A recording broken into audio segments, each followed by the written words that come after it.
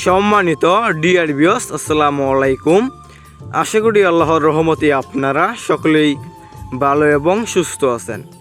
Viewers, এখন যে মাছটা লক্ষ্য করতে পারছেন এগুলো হচ্ছে হাইব্রিড মাগুর মাছের পোনা।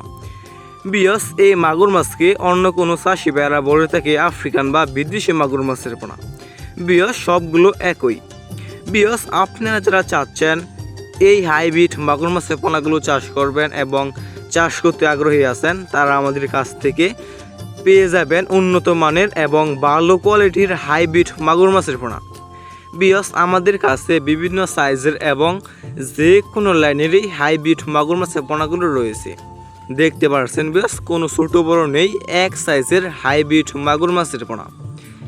ভিউয়ার্স, এই মাগুর মাছের পোনা হচ্ছে একটি লাভজনক মাছ, এটা আমরা সবাই জানি। কেননা এই মাগুর মাছের পোনা চাষ করতে হলে ভিউয়ার্স বাড়তি কোনো খরচই করতে হয় না। ভিউয়ার্স, অন্যান্য যে কোনো কাঠ জাতীয় মাছের পোনা চাষ করতে হলে সেই মাছগুলোকে বাজারের কিনা ফিড খাবার খাওয়াতে হয় এবং ভালোভাবে পুকুরটাও প্রস্তুতি করতে হয়। আর এই হাইব্রিড মাগুর মাছের পোনা চাষ করতে হলে পুকুর তো প্রস্তুতি করতেই হয় না। আপনার পুকুরে যত বেশি ময়লা এবং আবর্জনা থাকবে এই হাইব্রিড মাগুর মাছের পোনার জন্য তত ভালো। ভিউয়ার্স, আপনি এই হাইব্রিড মাগুর মাছকে কী খাবার খাওয়াবেন? এই মাগুর মাছকে আপনি খাওয়াতে পারবেন গরুর বড়ি, মরা মুরগি, বেকারের পচা লুটি ইত্যাদি।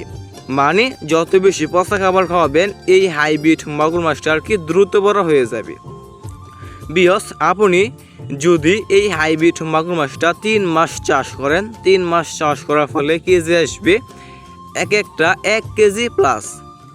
আর যদি আপনি আরও বড় করতে চান, যেমন 3 থেকে 3.5 কেজি করতে চান এক একটা মাছের পোনা, তাহলে আপনার চাষ করতে হবে 5 মাস।